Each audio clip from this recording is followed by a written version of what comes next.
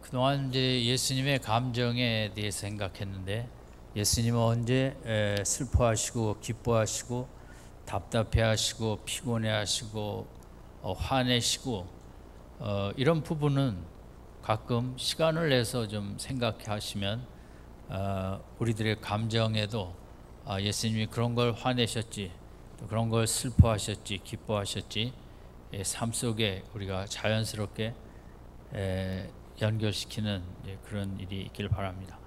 오늘은 마지막으로 예수님의 우리 인생에 하나님께서 주신 그 감동이라는 큰 감명을 받고 우리가 음악회를 가고 또 대자연을 보고 또 훌륭한 사람들의 그런 귀한 일을 보고 여러 가지로 우리 인간은 감동을 하는 존재인데, 예수님도 마찬가지죠. 인격체시니까. 그래서 예수님의 오늘 본문을 통해 생각할 감동은 물론 긍정적인 쪽이 아니라 부정적인 쪽이지만 우리가 이제 같이 생각해 보겠습니다. 6장 1절에 보면 예수께서 거기를 떠나서 고향으로 가시니, 예수님의 두 번째 고향 방문입니다. 예수님께서 첫 번째 고향을 가신 것은 누가복음 4장에 광야에서 시험을 받으시고 이제 사역을 시작하시면서 내가 어떤 사역을 할 것인가, 내가 선포하고자 하는 그 하나님 나라는 어떤 나라인가, 이 복음을 제일 먼저 고향 사람들에게 예수님은 전하고 싶으셨습니다. 그래서 누가복음 4장에 예수님이 이제 고향에 가서 안식일 날 회당에서 말씀하셨는데, 고향 사람들이 듣기에는 갑자기 선지자처럼 상당히 불경스러운 태도다 해서 예수님을 이제 죽이려고 하였습니다. 그래서 그 예수님을 언덕에서 떨어뜨리려고 한 곳, 저도 성지순례에서 여기가 거기다라는 얘기도 들었는데, 어떤 영화에 보면 그 절벽산이라는 게 있는데 상당히 바위가 아주 예리하게 아주 위험한 산이더라고요. 근데 거기가 예수님을 고향 사람들이 떨어뜨려 죽게 하려고 한 그 산이다, 그렇게 또 얘기가 나와서 그런가 제가 보기는 했습니다만은, 어쨌든 사람이 이제 우리가 고향을 되게 떠나게 되고 또 세상에 살다 보면 뭔가 잘 되고 이럴 때 고향에 돌아가고 싶은 마음, 뭐 그렇지 않더라도 인생을 살다 보면 어릴 때 그 추억이 담긴 고향으로 가고 싶은 마음은 모든 사람들의 공통된 마음일 것입니다. 예수님도 사역을 시작하면서 제일 먼저 이 천국 복음을 누구에게 전할 것인가, 아마 그 고향 사람들에게 전하고 싶으셨던 것 같습니다. 그런데 그 고향 사람들은 죽이려고 하였습니다. 그래서 이제 그것을 떠나서 사역을 한참 하시고 온 유대 땅에 예수님의 그 병 고치는 능력, 귀신 쫓는 능력, 또 남들이 절대 할 수 없는 그 참 너무 은혜스러운 가르침, 그래서 온 유대 땅에 나라에 예수님의 명성이 가득했습니다. 이때 예수님은 또다시 고향을 방문하기를 원했습니다. 고향에 플래카드가 붙어 있지는 않겠지만 또다시 주님의 마음은 고향 사람들이 진리를 받아들이고 구원을 받고 예수님이 누구인지를 영적으로 알고 믿음 생활을 하기를 원하는, 그런 어떻게 보면 우리와 같은 인간적인 고향을 사랑하고 고향 사람들을 참 귀히 여기는 그런 마음에서 마가복음 6장 1절에 고향으로 가셨다. 이게 두 번째자 마지막이거든요. 기록이 되어 있습니다. 그래서 6장 2절에 안식일이 되어 회당에서 가르치시니 많은 사람이 듣고 놀라 가로되, 일단 예수님의 가르치심은 마음에 강한 그 영향력을 미치고 사람들에게 감동을 불러 일으켰던 것 같습니다. 그럼 이제 그 귀한 말씀을 듣고 놀라기까지 하고 큰 감동을 받은 다음에 고향 사람들의 반응은 이거 어떻게 우리가 이 말씀대로 잘 살 수 있냐고 뭐 이런 그 긍정적인 어떤 방향이 아니라 6장 2절 후반부에 보면 이 사람이 어디서 이런 것을 얻었느냐, 이 사람의 받은 지혜와 그 손으로 이루어지는 이런 권능이 어찌 됨이냐. 도무지 말씀은 좋은데 자기들이 아는 예수는 30여 년을 가까이 나사렛에서 지냈는데 공부를 한 적도 없고 유대 랍비 밑에서 연구한 적도 없고 그냥 목수 생활, 또 뭐 당시 목수가 오늘날처럼 뭐 나무 전문가가 아니라 돌 중심의 문화니까 그쪽 문화는 돌도 쌓고 담도 쌓고 뭐 하는 뭐 이런 잡다한 목수도 하는 그런 일을 하며 자라는 것을 고향 사람들이 너무나 잘 알기 때문에 연결이 안 되는 것입니다. 이렇게 훌륭한 말씀을 하려면 뭔가 배운, 어디서 훌륭한 랍비 스승한테 배운 게 있어야, 어떤 좋은 학교를 다녔어야, 우리가 정말 뭐 많은 지식과 이제 아는 게 많아갖고 인정을 받으려면 상당히 똑똑한데 그 다음에 또 그런 학교를 나와서 그렇구나 하는 그 연결이 될 때 이해가 되는데, 고향 사람들은 도대체 예수님이 앞뒤가 안 맞는 것입니다. 그렇게 공부도 안 하고 아무것도 물론 예수님의 개인적인 경건 생활을 그들이 본 적은 없겠지만 어쨌든 공적인 교육이 없는 상태에 이렇게 능력도 대단하고 또 가르침도 귀에 쏙쏙 들어오는 이런 가르침을 주니 도대체 이걸 믿어야 되나? 도대체 이거 어디서 이런 일이 있을 수 있나? 고향 사람들은 혼란이 온 것입니다. 도대체 이 예수라는 젊은이를, 고향에서 자라난 이 젊은이를 도대체 받아들일 것이냐 말 것이냐, 그분에 대해서 상당히 갈등하면서 3절에 이렇게 얘기했습니다. 이 사람이 마리아의 아들 목수가 아니냐, 야고보와 요셉과 유다와 시몬의 형제가 아니냐, 그 너희들이 우리와 함께 여기 있지 않냐. 너무 잘한다는 거죠. 나사렛은 당시에 한 500명 정도 인구가 있었을 거라 그래요. 그러니까 상당히 작은 곳이고 많은 사람들이 나사렛이라는 지명을 거의 기억할 수 없을 정도로 갈릴리에서도 시골 속에 작은 마을이었거든요. 그러니 서로들 너무 익숙히 알고 회당에서 만나고 동네에서 같이 했던 그리고 3절에는 예수님의 동생들도 우리가 다 안다 이거죠. 집안을 너무 잘 알고 그 집안에 젓가락이 몇 개를 알 정도로 우리의 시골하고 거의 같은 비슷한 분위기 속에 이제 이런 보통 사람 중에 보통 사람인데 이제 이렇게 큰 능력과 지혜와 말씀을 전하는 것에 대해서 연결을 시킬 수가 없었던 겁니다.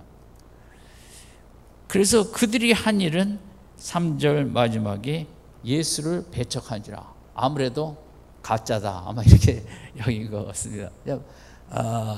하지만 어떻게 그런 일이 가능하냐 질문도 하고, 그럴 때 예수님께서 하나님께서 말씀을 묵상할 때 성령께서 역사하사 더 이렇게 더 깨달음과 뭐 이런 궁금한 걸 마음을 열고 배우려고 하기보다는 앞뒤가 안 맞는 인생이라는 거죠. 그러니까 그냥 이번에 죽이려고 하지는 않았지만 철저하게 이제 배척을 하였습니다.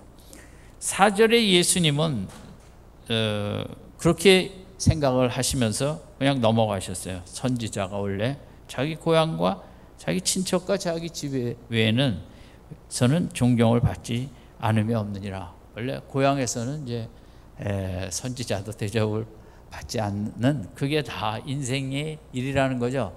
예수님 뭐 이 부분에 대해서 섭섭해하지 않으시고, 인생이 원래 그런 것이니까요. 오늘 생각하고자 하는 핵심은 그런데 이제 5절에 가 있습니다. 우리 5절에 보면 거기서는 아무 권능도 행하실 수 없어, 이 부분입니다. 아무 권능도 행하실 수 없어. 어디서는? 고향 마을에서는. 예수님도 전지전능하신 분이지만 하실 수 없는 게 있다는 거죠. 그것은 하나님도 마찬가지입니다. 어떻게 하나님이 할 수 없는 게 있느냐? 예수님이 도저히 할 수 없는 게 있느냐? 뭐냐? 믿지 않으려는 사람에게는 은혜를, 은총을, 능력을, 권능을 주실 수가 없다는 거죠. 예수님의 마음에 부정적인 감동을 받은 거예요. 사람이 이제 감동의 존재로서 어떤 식당에 갔을 때 너무 이제 값도 비싸지 않은데 좋은 걸 먹으면 감동을 받고 또 가고 싶고. 저도 이제 어쩌다 TV에서 그런 프로그램이 나오면 너무 싼 거예요. 근데 그렇게 사람들이 좋아해요. 그래서 좀 가보고 싶으면 저기 저 밑에 여수 뭐 그래서 나는 평생 그런 데 한번 못 가보겠구나 싶은데 사람이 무엇을 하든 음악회라든 가수가 그런 걸 하든 뭐 하든 감동을 받으면 그 마음에 어떤 이제 영향력을 받아 행동으로 이어지게 돼 있죠. 근데 이 여기서 예수님께서 6절에도 저희의 믿지 않음을 이상히 여겨. 이제 이상히 여겼다는 건 너무 기이하게, 너무 부정적인 감동을 받았다는 거죠. 근데 이 이상이라는 단어가 이제 예수님의 경우 2번이 쓰여 있습니다. 성경에. 한 번이 어디냐 하면 백부장의 경우예요. 예수님이 아주 감동한 2번이 있거든요. 그 하나는 너무 백부장의 믿음이 기이해서 큰 감동을 받으셨고, 또 하나는 오늘 본문에 고향 사람들의 이 반응에 믿음 없는, 이것은 안 믿는 거하고 믿지 않으려는 건 좀 차이가 있습니다. 예수님은 믿지 않는 사람도 많이 고쳐주셨습니다. 믿음이 없는 사람도. 그러나 오늘 본문처럼 그 믿지 않으려고 불신하는 이런 쪽에는 예수님이 일을 하지 않으셨는데, 2가지 경우에 이렇게 예수님의 큰 감동이 있었다는 거예요. 누가복음 7장의 백부장의 경우에는 그가 아는 사람들을 예수님께 보내서 이제 사랑하는 종이 병이 들어 고쳐달라고 하지 않습니까?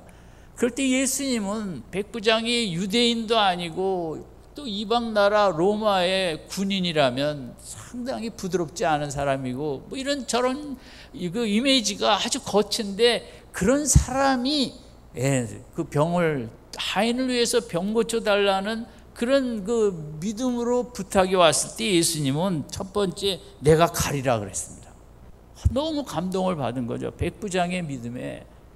유대인들도 가버나움 사람들이 얼마나 이적을 많이 행했지만 강팍한 것은 예수님이 나중에 가버나움에 대해서 책망을 하신 게 기록이 되어 있잖아요. 그런데 예수님이 백부장에게 감동을 받아 내가 가리라. 그래서 그냥 함께 가는데 또 백부장이 나 같은 사람의 집에 감히 들어올 존재 가치가 없다. 멀리서도 능력이 많으시니까 말씀만 하면 내 하인이 낫겠다. 이렇게 또 사람을 보냈죠. 그럴 때 예수님께서는 너무 그것을 기히 여겨, 오늘 본문에는 이상히 여겨로 되어 있는데 기히 여기면서 이스라엘 중에도 이만한 믿음을 만나지 못하였더라. 이 땅에 와서 예수님이 이렇게 기쁜 적이 별로 없으셨어요. 예수님의 기쁨은 믿음이고 우리의 믿음의 모습을 보시고, 근데 한쪽에서는 고향 사람들의 그런 안 믿으려고 하는 믿음에 대해서 너무 놀라시고 이상히 여기셨고, 한쪽으로는 백부장과 같은 경우에는 어떻게 이런 믿음을 가질 수 있느냐 해갖고 주님은 최고의 감동을 하신 거죠. 우리가 사람은 이제 감동의 존재로서 감동을 받으면 가만히 있을 수가 없죠. 아이들이 말도 안 했는데 알아서 방 청소도 하고 또 공부도 알아서 열심히 하면 감동을 받고 끝입니까? 뭐가 따라 나가게 돼 있죠. 그렇죠?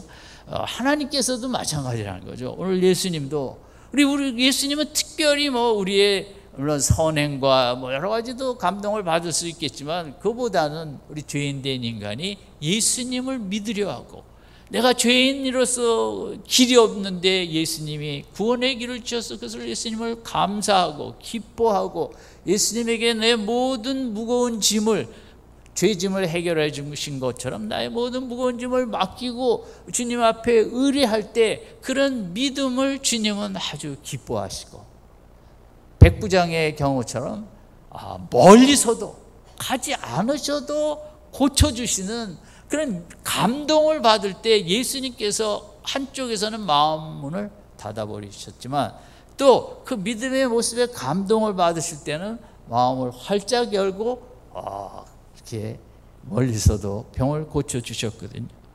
그래서 우리가 5절에 있는 것, 거기서는 아무 권능도 행하실 수 없어.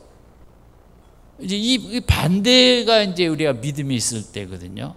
거기서는 모든 권능도 행하실 수 있어. 우리가 이제 신앙생활이라는 건 우리가 믿음 생활을 할 때 우리가 받을 수 있는 축복이 이 5절의 반대거든요.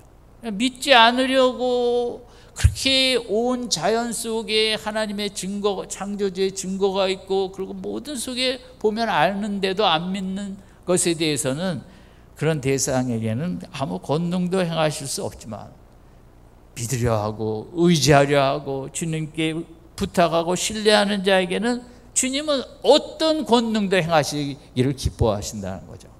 우리 5절 한번 같이 다시 읽을까요? 시작. 거기서는 아무 권능도 행하실 수 없어 다만 소수의 병인에게 안수하여, 물론 너무 딱한 소수는 병을 고쳐주셨지만 그거로 끝나셨다는 거죠. 근데 이게 고향 사람들이 믿음 문을 활짝 열었다면 정말 모든 권능을 고향이기 때문에 쏟아부으셨을 텐데 이 고향 사람들이 이제 그런 축복을 누리지 못한 거죠. 우리가 이제 이 믿음이라는 것이 세상에서 저는 제일 무서운 것이 믿음이라고 생각을 합니다. 믿음 하나 갖고 있기 때문에 우리가 물론 이제 구원도 얻고 천국도 갈 수 있지 않습니까? 어쨌든 믿음을 갖고 있지 못하면 거기를 절대 갈 수가 없는 거 아닙니까? 천국에. 그리고 세상에는 잘못된 믿음들이 너무 많아요. 신념의 체계가 사상적으로, 철학적으로, 문학적으로 뭐 많거든요. 이러면 돈만이 성공이라는 믿음을 갖는다면 얼마나 그 믿음은 믿음이죠. 돈만이 성공이고. 그럼 얼마나 그 딱한 인생을 살까요? 돈에 매여. 그런 경쟁에서 수단 방법 가리지 않고 이겨야 되는, 이런 어떤 신념을 갖고 사는가, 어떤 믿음을 갖고 사는가, 이거는 한 인생에게 있어서 저는 돈보다 더 중요한 게 한 인생이 어떤 믿음의 체계를 갖고 있느냐. 그것은 국가적으로도 마찬가지거든요. 어떤 국가가, 그 국가의 지도자가 어떤 신념과 정치 철학을 믿고 있느냐. 그럼 그리스라는 나라도 그 포퓰러리즘에 무너질 때 그들이 뽑은 대통령은 하버드 출신의 아주 공부 많이 한 사람이었대. 그 백성들이 이렇게 똑똑한 분이 대통령이 되면 우리나라가 얼마나 잘 되겠느냐 했는데 이제 정반대로 되어버린 거죠. 이거 어떤 지도자일수록, 교회도 마찬가지죠. 리더들이 어떤 믿음의 체계를 갖고 있느냐. 적당히 기도해도 교회는 굴러간다. 뭐 이런 식으로 되면 그 교회는 되겠습니다. 사람에게 제일 저는 무서운 게 믿음이고, 근데 그 믿음 중에서도 올바른 믿음의 대상이 중요한 거죠. 세상의 모든 학문과 사상과 문학과 정치, 철학 이런 것들은 다 인간이 만든 거기 때문에 인간을 도와주는데 한계가 있는 거죠. 너무나 본인이 애쓰더라도 나라가 이상한 방향으로 갈 수도 있고. 예수님만이 길이요 진리요 생명이요.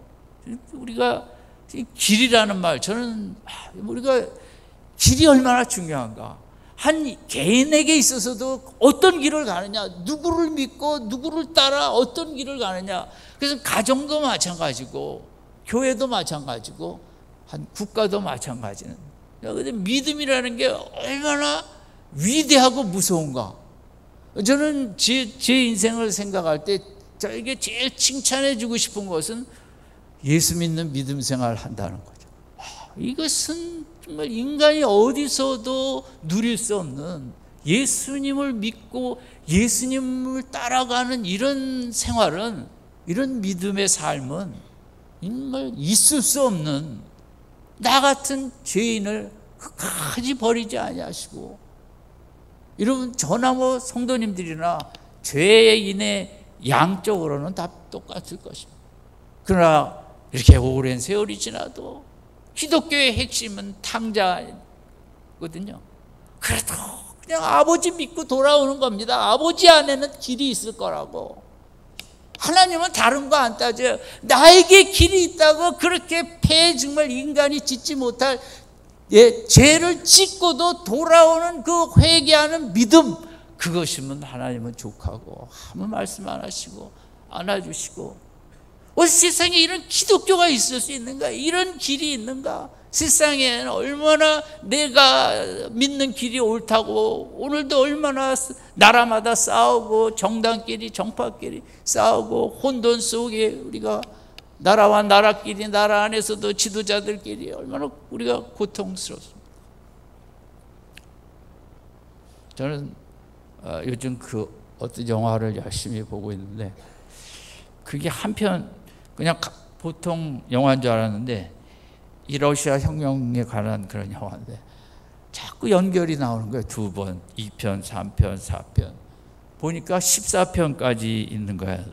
너무 길다. 근데 너무 이제 저는 재밌고, 그런 이제 그 볼세비키와 또 그래도 아직 황제를 사랑하는, 그러니까 그 무질서와 그 나라가 그 질서가 없어지고 무질서의 그냥 약탈과 강도와 그냥 뭐 공산당이 정권하기까지 여러 해 처참한 이제 그런 삶인데, 그게 우리의 모습이니까. 우리도 1945년 이후에 48년 독립하기까지 얼마나 공산당과 모아하고, 오늘날도 너무 이런 갈등과 사회의 노선, 정치적인 노선 때문에. 저는 그렇게 러시아 혁명 때처럼 처참하지는 않지만 인생이 그냥 거기가 거긴, 길을 모르기 때문에 나만이 길이라고 우기는 그런 인생들이 그저 여기가 맞다고, 내 편이 아니면 다 죽여야 되고, 너무 이제 그 참혹한 속에, 그게 다른 모든 나라마다 비슷비슷하게들 그런 일을 겪었고, 오늘 우리도, 저는 전쟁을 겪지는 않았지만 인생이라는 게 이 길을 찾지 못해서 어디가 길인지, 그리고 적당히 아는 지식 갖고 나만이 최고의 길이라고 우기며, 어떤 사람은 쏘가 넘어가고 어떤 사람은 또 내 길에 협조 안 한다고 적으로 모는 이 인간의 이런 고통 속에 우리가 바른 믿음을 갖고, 예수님만이 길이라는 이 믿음을 갖고, 특별히 이 믿음이 있는 그 생애 가장 중요한 축복은 5절이거든요. 아무 권능도 행하실 수 없는 게 아니라 하나님은 오늘도 믿음을 보시고 무슨 권능이든 행하기를 기뻐하시는 하나님. 아멘. 따라합시다. 믿음을 보면 하나님은 어떤 권능도 행하시길 원하신다. 하나님의 감동은 다른 게 아닙니다. 그 많은 속에 하나님을 믿겠다는 그 믿음보다 이 땅에 귀한 모습은 없거든요.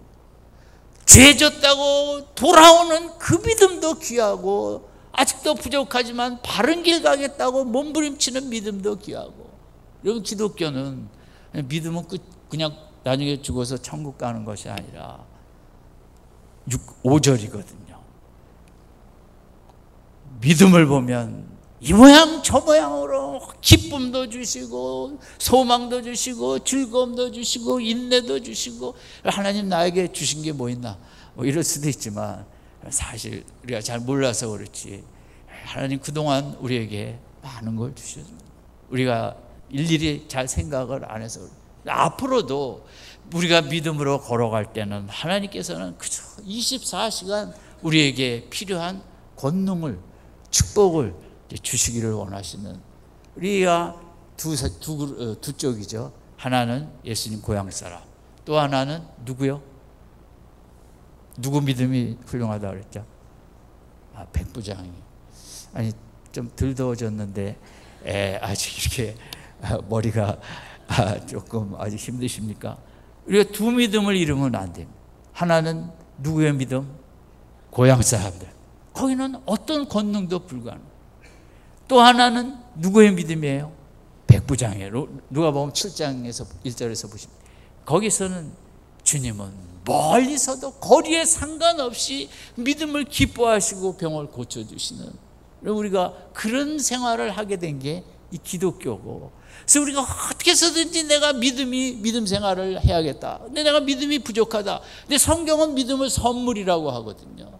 더 믿음을 주시라고. 하나님 내가 믿음이 없어요. 이렇게 마음에 평안이 없는데 믿음을 더 갖고 하나님 더 의지하게 하시고, 하나님 더 붙잡게 하시고, 하나님 더 찬양하고 감사하게 하시고, 하나님 제가 돈 문제가 아니라 건강 문제가 아니라 저에게 믿음 문제만 해결되면 되는데 하나님이 도와주시기 원합니다. 더 믿음을 달라고, 믿음을 달라고. 여러분 일하면서도 믿음을 더해 달라고. 믿음이 더할 때 거기에 끝이 아니라 하나님이 역사를 하시기 때문에 믿음의 모습을 보시면 하나님은 가만히 있을 수가 없습니다.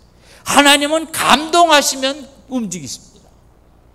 우리가 남편들이 아내들을 감동할 때 아내들이 가만히 있습니까? 아내들을 감동하는 15가지 제가 이렇게 적어오기도 했는데 다 얘기는 안 하겠습니다만은, 집안에 좀 지저분하면 청소하려고 하고, 또 뭐 의견도 물어보고, 늘 솔직하고, 그러고, 아이들도 좀 더 힘써 보려고 하고, 이러면 부부지간에도 감동을 받으면 거기서 끝이 아니죠. 더 이렇게 뭔가가 오게 돼 있죠. 하나님도 마찬가지죠. 오늘 이 어려운 세상, 정말 우리가 믿음을 더 가져서 하나님의 권능이 더 우리 속에 임해야 되는데, 그런 얘기가 있어요. 인간의 마음은 70%가 부정적인 생각을 하고 30% 정도 생각은 이제 긍정적인 생각을 한다는 거죠. 그런데 그 인간이 염려하고 낙심하고 불안하고 이런 게 이상한 게 아니라 오히려 당연하다는 거죠. 자연스럽고. 왜냐하면 세상이 험하고 인간이 약하고 악하다 보니, 또 세상 악하다 보니까 걱정할 수밖에 없죠. 어떻게 자녀를 보면서 근심 걱정 난 하나도 없어. 그런 게 비정상이죠. 그건 정신이 이상하지 않으면 다 걱정이 되고. 그러니까 우리 인간의 마음이라는 것은 그 근본 성향이 부정적으로 돼 있는데, 그냥 부정적으로 돼 있어야만 그만큼 또 미래를 준비하기 때문에, 그래서 인간의 마음이라는 것은 근본적으로 낙관적이 될 수가 없어요. 걱정하는 게 맞아요. 염려하고 근심하는 게 맞다는 거죠. 인간의 마음은, 근데 문제는 내가 의지력을 갖고 생각 끝에서 될 수도 있지만 금방 다시 또 그 생각이, 낙심했던 생각이 다시 떠오르는, 인간의 마음은 근본이 부정적인데 또 내 인간의 의지로서는 그걸 어떻게 컨트롤할 수가 없다는 게 인간의 어려움이에요. 그런데 이제 오늘날 같이 그 평균적으로 정상이 70%고 30%라 그러거든요. 근데 이렇게 우리나라처럼 스트레스와 경쟁이 많은 나라에서는 아마 부정적인 쪽이 한 80, 사람에 따라 다르겠죠. 어떤 분은 90쪽으로도 갔어요. 좀 더 긍정적인 생각을 하는 게 더 약해지겠다고 봐요. 저는 우리나라가 20, 10. 그래서 많은 연예인도 공황장애와 뭐 이런저런 자살도 많이 하는 이유는 그게 부정적인 생각이 70에서 보통이라면 80, 90을 넘어가니까 그렇게 되는 거거든요. 그래서 우리의 보통 내가 괜찮은 사람일지라도 내 마음에 부정과 긍정의 퍼센트는 몇 대 몇이라고 그랬죠? 그건 외워가야 되는데 오늘 설교 다 잊어먹어도 내 마음의 근본에 부정은 몇 프로?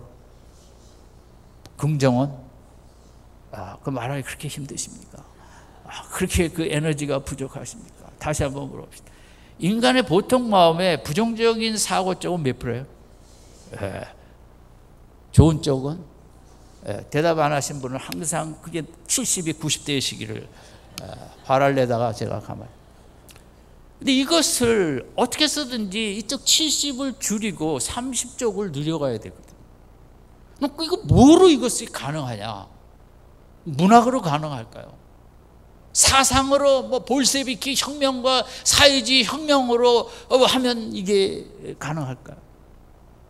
예술로 가능할까요? 이게 스포츠로 도박하면 누구처럼 뭐 나가서 이렇게 하면 그게 70이 줄어들까요? 그렇지가 않은 거예요. 인간은 그 70대 30을 절대 좋은 쪽으로 만들 수가 없다는 거예요. 물론 달라이 라마 같은 사람은 가능. 대부분은 그 70을 자꾸 넘어간다는데 문제가 아니에요. 여기에 믿음이 중요한 거예요. 예수님을 믿는다는 것은 예수님에게 나에게 모든 걸 맡기고 합력하여 선을 이루실 그분에게 오늘 속상해도 주님의 뜻이 계심을 믿고 오늘 내가 겪는 고난의 의미가 있음을 믿고 지금은 고달프지만 난 주님 정하신 때에 이 모든 것이 아주 아름다운 결실로 맺어질 것이라는 늘 믿음이 이 믿음을 자꾸 가져야 그 70을 줄여갈 수 있다는 거죠. 그런 삶이 되시길 원하십니까? 무슨 TV에 나오는 좋은 음식 다 먹는다고 70이 줄어들지 않습니다. 병원마다 건강염려증으로 다 돌아다닌다고 70이 줄지 않고 오히려 70이 80, 90이 되는 거거든요. 안마기 좋은 거 놓는다고 70이 60 되는 게 아니거든요. 오늘 세상은 인간이 만든 그 무엇을 가지고도 그 70을 못 줄이고 그걸 더 확장시키고 있는 거.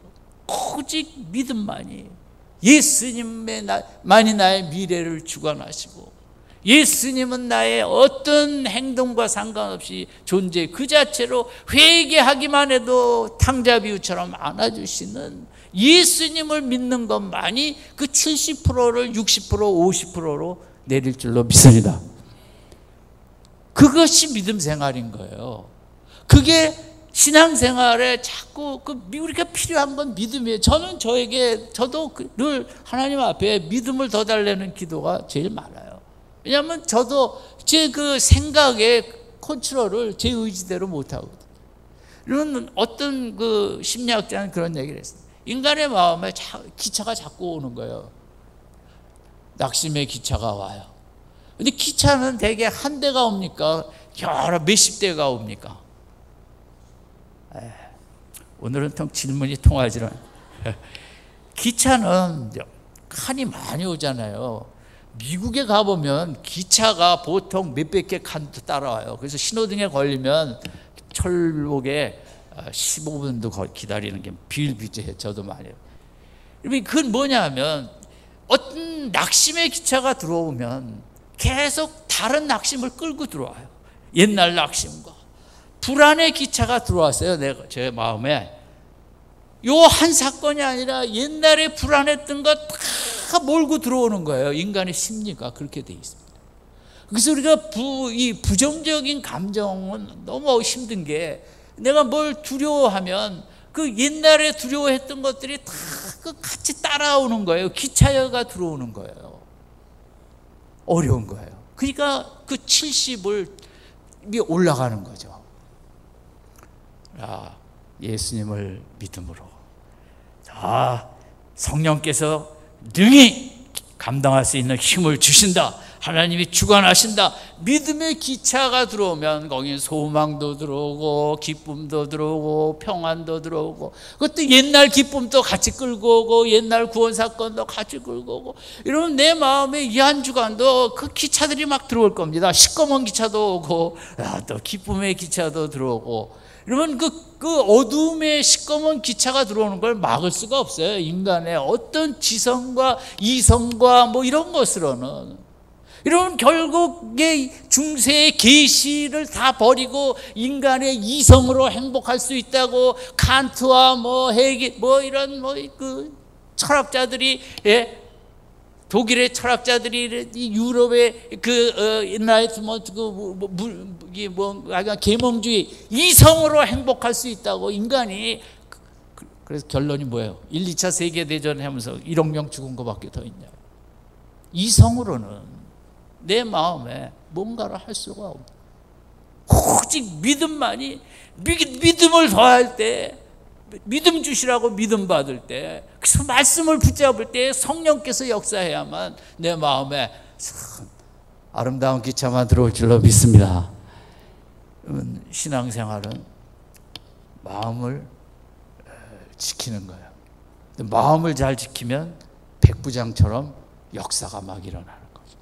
믿음을 가지면 예수님의 주시고자 하는 축복이 9가지 열매와 은사와 하늘의 신령한 모든 것이 막 들어오는 것이고, 예수 외에는 세상에 그 누구도 다 시꺼먼 기차만 들어오는, 어두운 기차. 자식이 있든 뭐든 나도 그렇죠. 나를 생각하면, 제가 나에 대해서 생각할 때가 적지 않죠.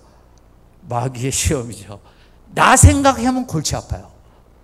세상은 예수 생각 외에는 우리 속에 그런 기쁨을 가져올 게 없어요.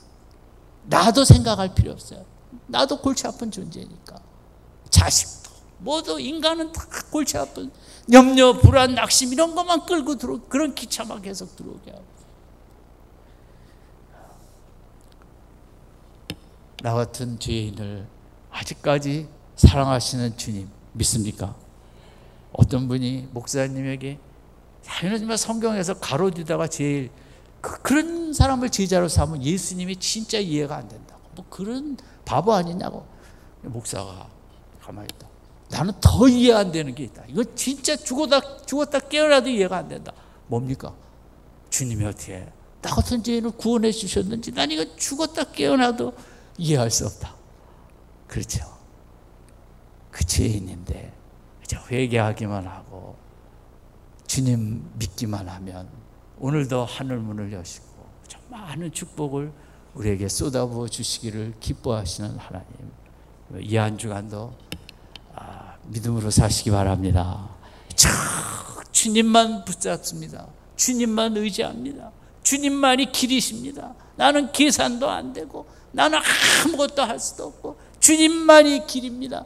저 주님 붙잡을 때 여기저기서 주님의 많은 권능이 나타날 줄로 믿습니다. 고향 사람들은 아무 권능도 행하실 수 없지만 백부장은 멀리서도 종을 고쳐주시는 그런 백부장의 믿음으로 인한 축복이 가득한 이 한 주간 되시기를 주님의 이름으로 축원드립니다. 70대 30을 작정하십시오. 나는 이번 주에 30대 70으로 살겠다고. 아멘. 아멘이 안 돼. 그래요. 그럼 90대 10으로 사세요.